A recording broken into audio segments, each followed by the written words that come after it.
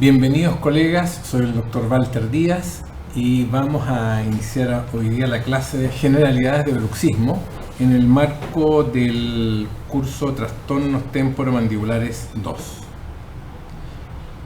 Ya en la primera parte dimos algunos primeros conceptos de bruxismo, hoy día vamos a profundizar algunos y como parte importante de este curso son las recomendaciones finales que daremos respecto al rol que tiene el odontólogo general en relación a un tema tan complejo y aún hoy día controversial del bruxismo.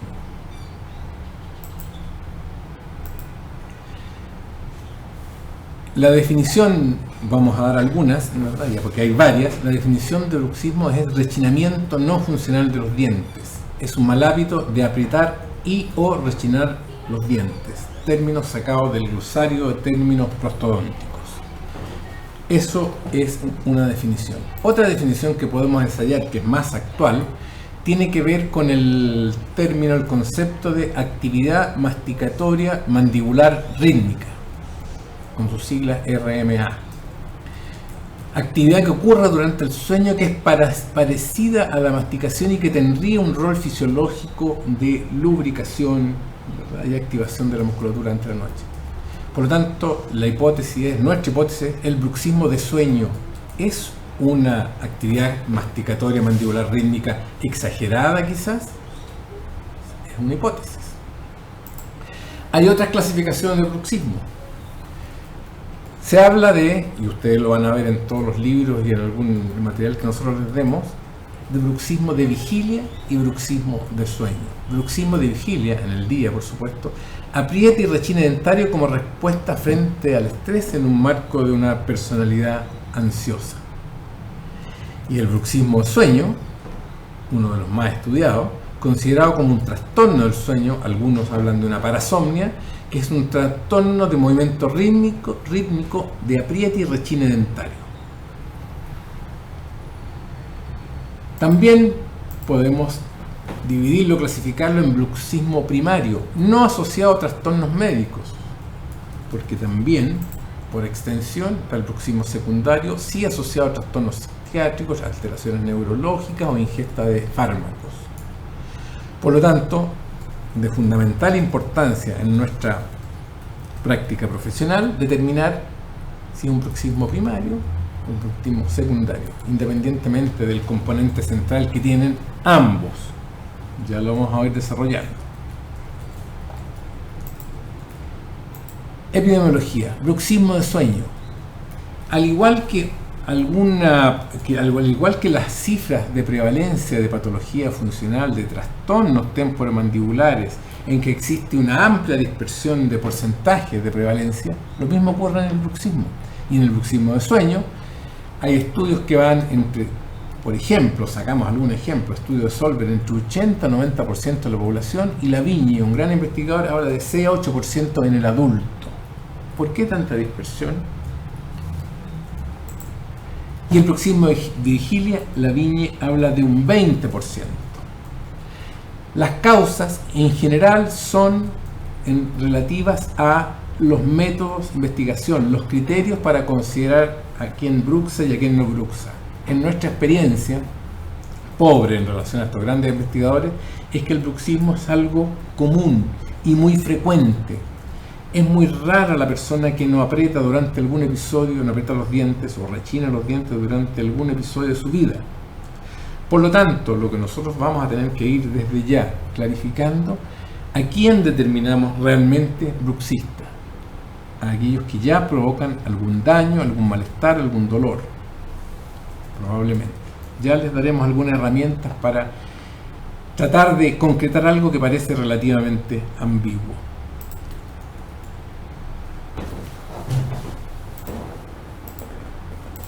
¿Se observa una tendencia a la predisposición familiar? Sí se observa, ¿verdad? No está claro por qué, pero se observa. ¿Será que se hereda la personalidad ansiosa? ¿Será que los hijos tienden a imitar la consulta a las conductas de los padres? Puede ser.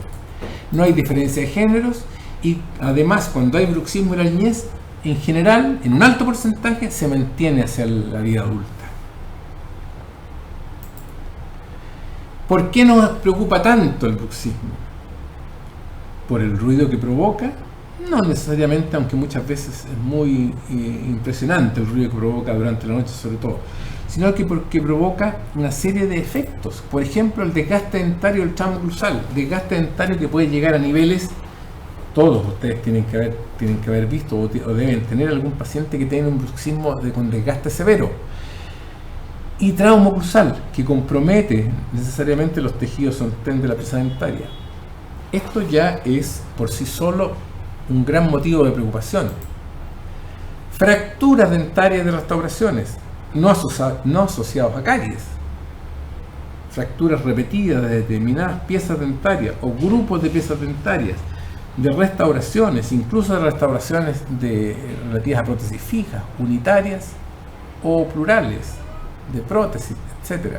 No asociados a caries. Cefaleas frecuentes.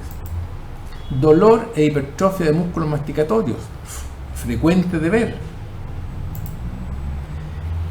El bruxismo puede desencadenar o agravar un trastorno temporomandibular, ya sea articular o muscular, cuando hay sobrecarga. Cualquier sistema biológico o mecánico, biológico o no, cuando se sobrecarga crea problemas.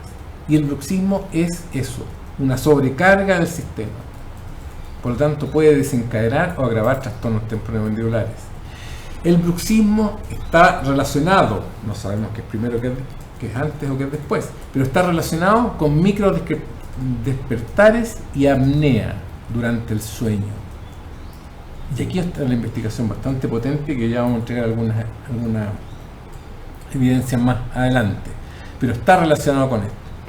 Por lo tanto, el primer mensaje: cuando nosotros instalamos un plano protector en pacientes que determinamos que tiene bruxismo, y este paciente tiene previamente microdespertares y apnea y quizás roncopatía, nosotros es probable, por el cambio de posición mandibular, vamos a agravar el cuadro de apnea, roncopatía y aumentar el número de microdespertares y la frecuencia e intensidad del episodio de bruxismo. Por lo tanto, ojo con este último punto. Factores de riesgo varios: tabaco, café y alcohol, los más a la mano y los más conocidos. El tabaco, el café y el alcohol favorecen los episodios de bruxismo. Eso no significa que el paciente tenga que dejar de fumar, de tomar café, de tomar alcohol. Pero en toda la consejería que ustedes le van a dar al paciente, el paciente tiene que saberlo, el paciente tiene que educarlo en su patología. Y educarlo en este mal hábito y en esta condición que es el bruxismo. Por lo tanto, si hay consumo de tabaco, café y alcohol, es muy probable que esa noche bruxe más. Es esperable, no es deseable, pero es esperable. Factores de riesgo: cuando el paciente, por otros motivos, estrechez de la vía aérea, aumento de relajación de toda la musculatura faríngea, aumento del tejido adiposo, hay ronquido y hay periodos de apnea o hipoapnea. Ese es un factor de riesgo. ¿Por qué? Porque los episodios de bruxismo se producen, ¿no es verdad?, cuando el paciente altera la estructura de sueño y próximos al despertar, y por eso que son importantes los microdespertares, se establecen periodos de los episodios de bruxismo más severos. Una personalidad ansiosa puede tener un montón de aspectos, un montón de características, y una de ellas que va a bruxar. Por eso que el bruxismo se ve asociado a personalidades ansiosas. Trastornos neurológicos, como por ejemplo, uno de los más comunes, el síndrome de las piernas inquietas. El paciente que tiene el síndrome de las piernas inquietas, lo más probable es que bruxe más. Estos son los factores de riesgo principales. Uno de los aspectos más, en mi opinión, más importantes es hacer el diagnóstico de bruxismo. Y aquí que quede claro: desgaste dentario no es sinónimo de bruxismo. Se requiere algo más, y por varias razones que se las vamos a ir explicando. Cuando hay desgaste dentario, nosotros no tenemos la certeza de que ese paciente está bruxando hoy. Puede que sean secuelas de episodios de bruxismo de tiempos pasados, o a lo mejor sí, pero no lo sabemos. Y nosotros no vamos a instaurar una terapia, una serie de medidas, suponiendo que pudiese haberlo. Por lo tanto, el tema del diagnóstico del bruxismo es un tema central. y para nosotros como odontólogos clínicos, ¿verdad?, es fundamental hacer el diagnóstico clínico. Trataremos de ayudarlo a ese respecto. El estándar dorado, ¿no es verdad?, para hacer el diagnóstico de bruxismo sigue siendo hasta el día de hoy la polisomnografía. Polisomnografía, registro en unidades de sueño, ¿no es verdad? El paciente se interna en una clínica mediante una serie de electrodos, se registra la actividad muscular, actividad respiratoria, saturación de oxígeno y varios otros parámetros para determinar la calidad de sueño. Y ahí nosotros podríamos determinar con 100% de certeza si el paciente bruxa o no bruxa. Pero también está la evaluación clínica, muy importante, y a veces es lo único que tenemos. Están los cuestionarios anamnésicos, que yo los puse aparte, pero forman parte de la evaluación clínica. Por lo tanto, el mensaje que vamos a ir repitiendo en el transcurso de esta presentación es que para el clínico, para el odontólogo general, la evaluación clínica sumada a un cuestionario anamnésico nos va a dar con una alta probabilidad la certeza de diagnóstico de bruxismo, ¿ya? Diagnóstico probable. También tenemos como ayuda, a pesar de que por el costo no es muy utilizado, pero si fuera otro costo probablemente lo utilizaría mucho más, electromiografías portátiles. El polisonograma, una imagen, ¿verdad? El paciente va a dormir a la clínica, una serie de registros, entre los cuales están las electromiografías, saturación de oxígeno, etc. Se registra el nivel de apnea, broncopatía, etc. Muy completo y sigue, como les dije recién, siendo el estándar para el diagnóstico, pero tiene su inconveniente. Es un sueño no natural, con toda esa aparatología instalada, podría no ser el mismo sueño que uno tiene de manera habitual. Y es un examen de alto costo y nos va a determinar datos para el bruxismo de sueño, no para el bruxismo de vigilia. Pero, insisto, es donde más investigación hay y donde más certeza tenemos. Evaluación clínica, lo básico, desgaste dentario. No es sinónimo de bruxismo, pero es muy probable que sí lo sea. Es muy probable que sí lo sea. Y aquí vemos esta fotografía grande, desgastes dentarios de larga data, de piezas dentarias naturales y piezas dentarias protésicas, que se desgastan, con mayor o menor medida, pero se desgastan igual. Por lo tanto, hay una serie de parámetros, ¿no es verdad?, como el desgaste dentario, que nosotros nos van a hablar de, o nos van a aproximar al diagnóstico. Hipertrofia maceterina, simétrica o asimétrica, unilateral o bilateral. Es evidente que este paciente, ¿no es verdad?, está haciendo una actividad parafuncional y se desarrolla con ese gran volumen de macéteros. Y ojo que no siempre el macétero, muchas veces son los temporales, menos frecuente, más frecuente el macétero. Pero si tenemos dos datos ya clínicos, desgaste dentario y hipertrofia de maceterina, nosotros tendríamos el derecho de diagnosticarlo como bruxista. Fractura o pérdida de restauraciones sin caries presente, como en este caso. No hay trauma, uno descarta trauma, ¿verdad?, trauma extrínseco, un macrotrauma, y que nos queda el microtrauma. El bruxismo es un microtrauma repetido que va a producir fractura. En este caso, fractura del sacúspide disto-vestibular de semolar superior. Fíjense que la restauración permanece en su sitio, se quebró la cúspide, probablemente en un movimiento excéntrico. Dolor muscular puede haber también, pero puede no haberlo. ¿Puede haber bruxismo sin dolor muscular? Por supuesto. ¿Puede haber bruxismo sin fractura de restauraciones? Por supuesto. ¿Puede haber bruxismo sin hipertrofia de macétero? También. ¿Puede haber bruxismo sin desgaste en estadios iniciales? También. Por lo tanto, ¿qué nos hace falta? Criterios anamnésicos. Y dentro de eso, lo vamos a ver un poco más desarrollado, un aporte que nosotros hicimos. Están los reportes propios, número 1, y reportes de terceras personas, número 2. Sumado a los dientes desgastados, a las pérdidas o fracturas, restauraciones, hipertrofia, etcétera, etcétera, lo más importante es el reporte propio de terceras personas. Ese es nuestro criterio, ese es mi criterio para diagnosticar. Ya veremos cómo lo hacemos, hay muchos cuestionarios anamnésicos Y lo que vamos a ver es ubicar estos cuestionarios anamnésicos en la nomenclatura y en la terminología actual. ¿Cuál es esa? Bruxismo definitivo de vigilio de sueño requiere reporte, signos clínicos y polisomnograma, lo que yo les decía hace un instante. Para tener un bruxismo definitivo 100% diagnosticado requiere de estas tres cosas: reportes, signos clínicos y el polisomnograma. ¿Cuál es la dificultad acá? El costo del polisomnograma. Nosotros, para hacer nuestro estudio clínico de nuestros pacientes, no mandamos a hacer un polisomnograma siempre a los pacientes. En algunas ocasiones sí, ya veremos cuáles. Estamos hablando de diagnóstico clínico de bruxismo. Por lo tanto, nosotros lo que podríamos hacer es diagnóstico probable de bruxismo, un bruxismo probable. Y para eso requerimos, tal como aparece en el cuadro, reporte, cuestionario anamnésico y el examen clínico con todos esos signos clínicos. Un mix, una mezcla de estas dos cosas: reportes y examen clínico. Y también dentro de la literatura actual ustedes van a encontrar el bruxismo posible, que se basa solo en cuestionarios. Creo que es un poquito incompleto. Nosotros podemos ir un poco más del bruxismo posible y hacer el diagnóstico de bruxismo probable, ya sea de vigilia o de sueño.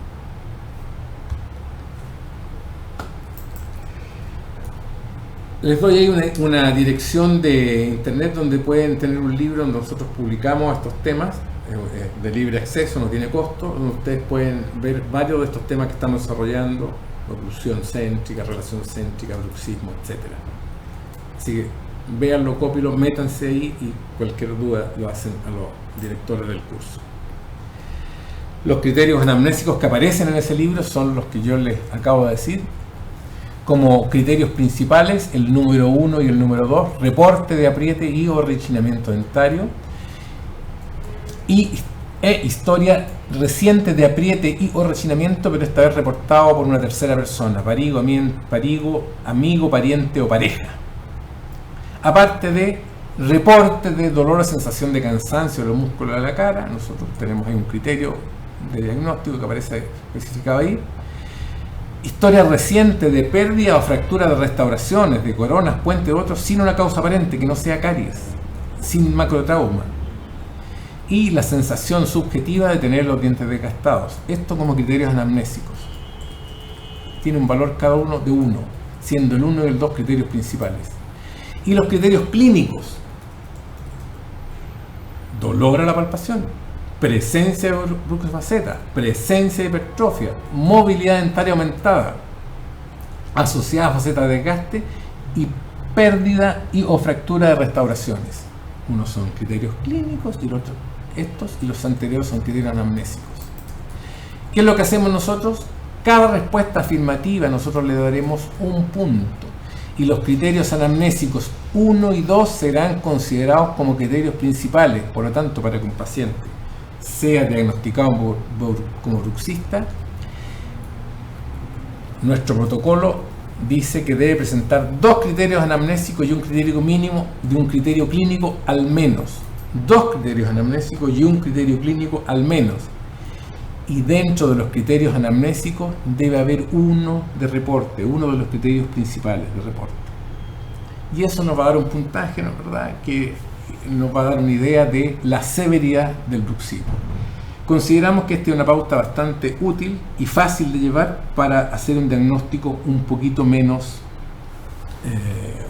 preciso. Siguiendo con los otros coayudantes del diagnóstico, registros portátiles. Aquí tenemos el Green Care y no me acuerdo cómo se llama este nombre. Son marcas comerciales de registros portátiles.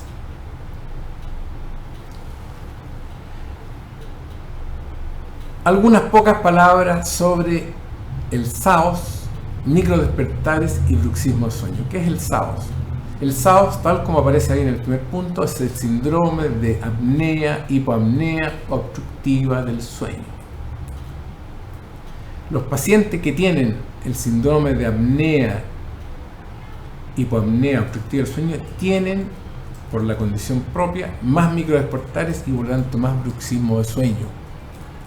No vamos a pasar ahora a los criterios para diagnosticar el SAOS, pero es el paciente roncador que satura poco el oxígeno y que tiene periodos de apnea.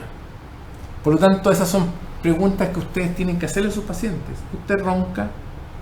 ¿Sí? Y si ronca, ¿usted sabe si tiene apneas? ¿Sabe lo que es apnea? Y si el paciente ronca y tiene apnea, lo más probable es que usted no puede hacerle un plano protector de buenas a primeras. Va a tener que relacionarse con el especialista en TT, mi dolor orofacial, o con el neurólogo, etc. Va a haber que tratarlo. Son preguntas necesarias cuando uno está enfrentando a un paciente que tiene bruxismo y que concurre para que le haga un plano. Un plano es una medida terapéutica bastante inocua, pero no lo es tanto. Es muy fácil hacer el plano. Lo difícil es controlarlo y ver las consecuencias al mediano y largo plazo que puede tener. Y en estos pacientes sí tiene consecuencias que pueden ser más o menos serias, que se traducen en mala calidad de sueño y somnolencia diurna. Ojo, cuando se trata el SAOS, disminuyen los episodios de microdespertares, disminuyen los episodios de bruxismo de sueño. Tiene una relación directa.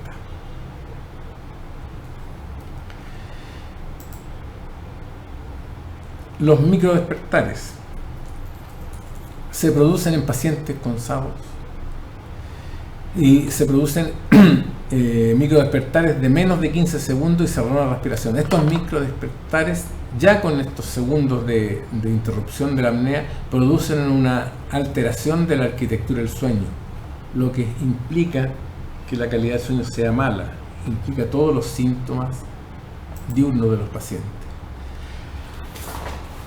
En relación a la causa, multifactorial. ¿Y por qué digo esto? ¿Y por qué hacemos un cuadro especial? Porque el factor oclusal, tal como aparece ahí, que era asignado como un factor etiológico principal, nosotros hemos visto que no lo es. O sea, no nosotros, se ha visto en general. Los factores centrales, al parecer, son los más importantes. El factor oclusal influye principalmente en cómo se transmite la fuerza, no en su causa. El factor oclusal es importante porque si hay una inestabilidad oclusal, hay un contacto prematuro, van a haber piezas que van a recibir más fuerza y se van a desgastar, se van a fracturar, se van a mover, y después de esa puede venir otra, y así sucesivamente. Dicho de otra manera, el factor oclusal es importante porque cuando el paciente tiene estabilidad oclusal, cuando la oclusión es estable, a pesar de que hay una sobrecarga generada por la musculatura en pacientes que tienen bruxismo, esta va a ser una carga mejor repartida, mejor soportada. Con oclusiones inestables, esta carga tiene mayores consecuencias deleterias. La eliminación de las interferencias oclusales y contactos prematuros no influyen en la oclusión. El paciente puede bruxar con buenas oclusiones o con malas oclusiones. No todos los bruxistas tienen inestabilidad oclusal, ni todos los que tienen discrepancias oclusales tienen bruxismo. Ojo, que quede bien claro eso. No tiene que ver con la causa, pero sí está determinada por sus consecuencias. Por lo tanto, esta relatividad que tiende a verse hoy día, que da lo mismo a la oclusión, como la oclusión no causa bruxismo, como la oclusión no es factor etiológico principal de trastornos temporomandibulares ni dolor orofacial, tiende a creerse que la oclusión da lo mismo, y la oclusión no da lo mismo. Una cosa es que no genere la patología y otra cosa es que las consecuencias producto de esa patología sean mucho peores. Me gustaría que ese concepto quedara claro. Factores centrales psicológicos, como el estrés y el tipo de personalidad. El tipo de personalidad, determinada incluso genéticamente, el estrés reaccional. Hay que tenerlo en cuenta. Por las cosas y el manejo que se puede hacer. Y están los fisiológicos o fisiopatológicos regulados por el sistema nervioso central, especialmente el sistema dopaminérgico. El tabaco, alcohol y la cafeína influyen. Fármacos y psicopatías y alteraciones del sueño son todos causas, muchas veces, de episodios de gran intensidad de bruxismo.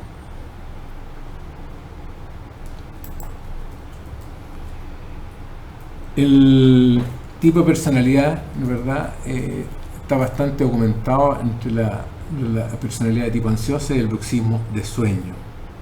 El bruxismo de sueño es el más estudiado. Dado que la etiología es multifactorial, su tratamiento es multimodal, no es único, no es el plano, no es el relajante muscular, no es el ansiolítico, no es el psiquiatra, no es el psicólogo, es todo un poco y cuando sea necesario. Por lo tanto, la visión que hay que tener necesariamente, que el plano no trata el bruxismo, no lo elimina, el plano solo protege a los dientes del bruxismo cuando el paciente aprieta. Fíjense, ve lo que estoy diciendo. El plano protector protege de los efectos del bruxismo cuando el paciente aprieta, pero eso es obvio, claro. Porque muchas veces el plano uno puede usarlo cuando el paciente no está apretando, por lo tanto no lo está protegiendo.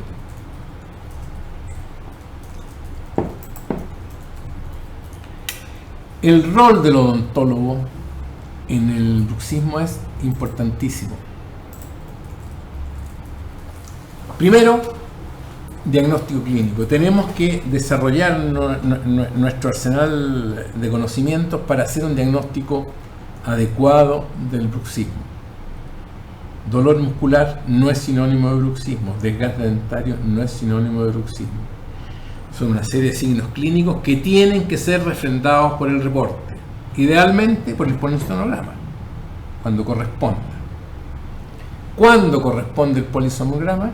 Cuando hay alteraciones en la ventilación, ¿no, verdad? Y se producen periodos y episodios de apnea y hipoapnea durante el sueño, que van a requerir otro tipo de exámenes y un trabajo en equipo.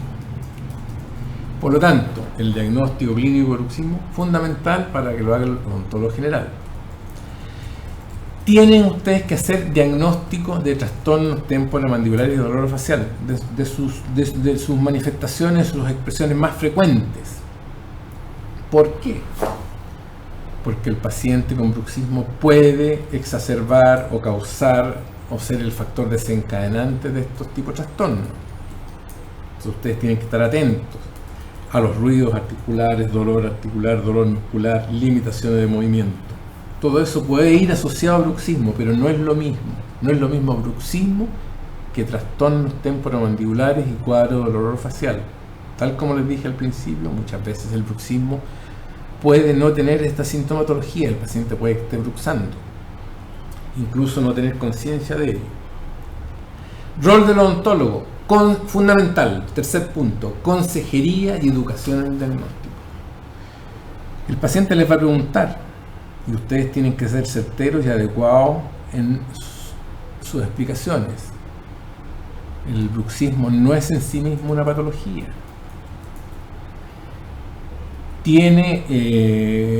Está asociado a todo lo que dijimos y tiene que el paciente muchas veces ser aconsejado en el sentido de cambiar conductas. Cómo ocluir, cómo comer, hacer autoobservación del mal hábito, qué relaciones tiene con todos los factores de riesgo que vimos anteriormente. Cuarto punto, pautas de autocuidado. Hay muchas.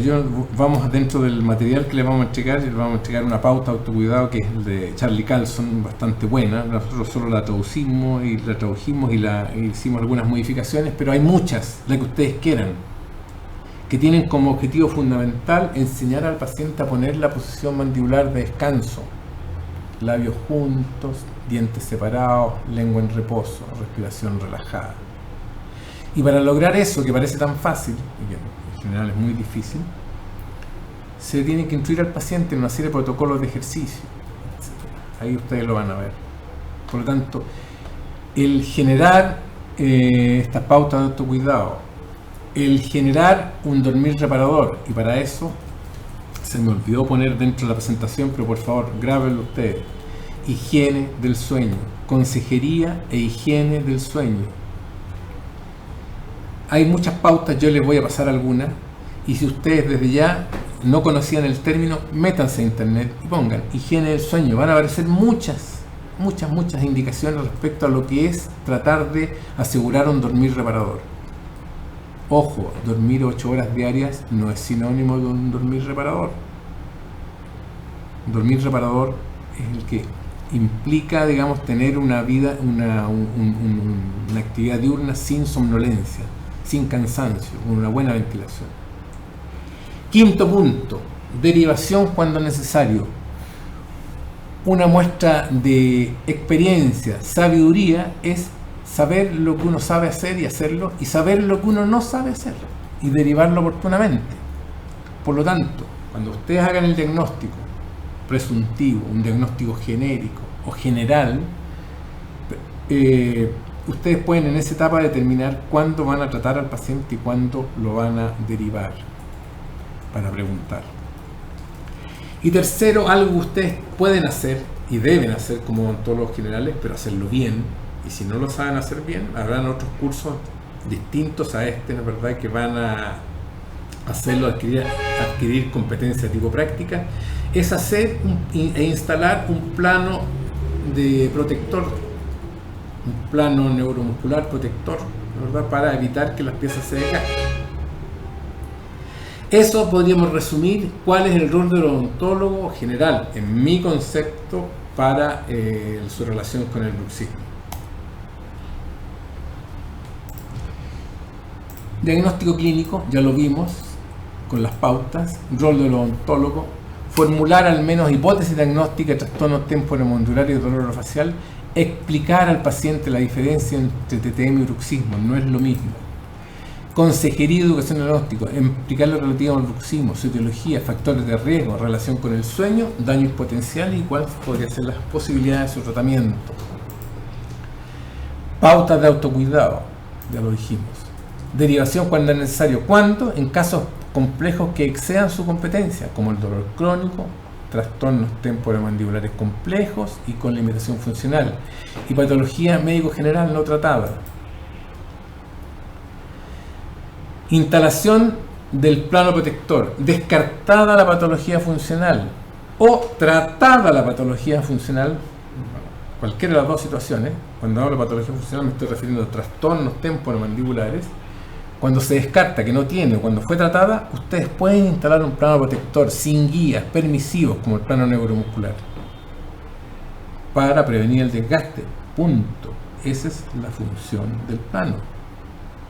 No prometan más de lo que hay. El plano protector no va a eliminar el bruxismo. Muchas veces ni siquiera va a relajar la musculatura, solo va a proteger de los efectos del bruxismo las piezas dentarias. Distinguir de todos los otros componentes que pueden producir desgaste, como son con corrosión o abrasión, con ácidos o con algún otro tipo de... Para terminar, un par de casos, ¿verdad?, que van a graficar esto, que lo van a hacer más llevadera esta presentación. Paciente, ¿verdad?, que consulta por desgaste dentario y falta de piezas dentarias. ¿Qué es lo que tenemos que hacer nosotros? Por supuesto, un análisis estético, como dijimos, como uno lo hace cuando hay rehabilitación, y tratar de dar y proteger y detener el desgaste, agregando. Y lo primero que se hace, hacemos un plano que restituya el tejido perdido. Se hacen las piezas anteriores, se corta el plano,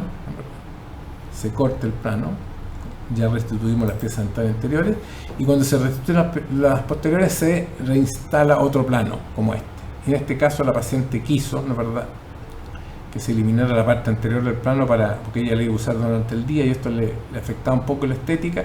Se hace un plano neuromuscular que sea sin este frente. El paciente no pierda la atención del plano y el paciente lo puede usar durante el día. Ideal. Este otro caso de este paciente más añoso, que va con esto, se estabiliza, se trata de estabilizar la oclusión antes de enviarlo a rehabilitación, con un par de aparatos removibles. Aparatos removibles que ustedes ven acá, que fueron finalmente el tratamiento definitivo. El paciente se sintió tan cómodo con esto que el paciente se quedó con esas prótesis. Funcionalmente, conceptualmente es exactamente lo mismo que cualquier rehabilitación y le protege de su desgaste. En resumen, hemos visto definiciones y de epidemiología.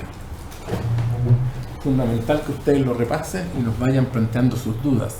Insisto, en un tema aún sujeto a controversia.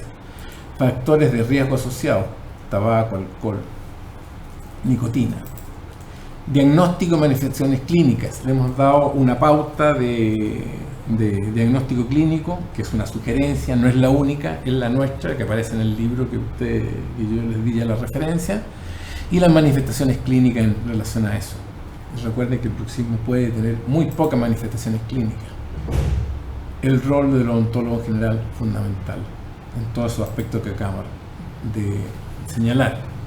Como conclusiones, el bruxismo de vigilia y sueño es una actividad parafuncional muy frecuente en la población general y puede causar un gran daño y deterioro a la salud bucal. La oclusión no es un factor etiológico principal, pero determina en gran medida el daño, la dimensión del daño a los tejidos dentalveolares. El diagnóstico clínico de bruxismo debe ser hecho a lo menos con cuestionario anamnésico y un exhaustivo examen clínico para el bruxismo probable. Recuerden que el estándar es el polisonograma para diagnóstico definitivo. Bruxismo probable. El diagnóstico diferencial con otras condiciones que producen desgaste dentario, ingesta de limón, otro ácido, reflujo gastroesofágico y bulimia, hay que hacerlo. ¿Y cómo lo podemos hacer? Un diagnóstico presuntivo durante la anamnesis. El tratamiento de los efectos del bruxismo que puede realizar sigue siendo el plano oclusal con cobertura total, el plano neuromuscular, consejería y educación del paciente. Eso es lo que nosotros podemos hacer. La derivación del paciente por bruxismo debe ser oportuna y efectiva cuando presente un trastorno temporomandibular con limitación funcional, un cuadro de dolor intenso o un cuadro de dolor crónico, temas que se han visto en las otras clases de este curso. Muchas gracias.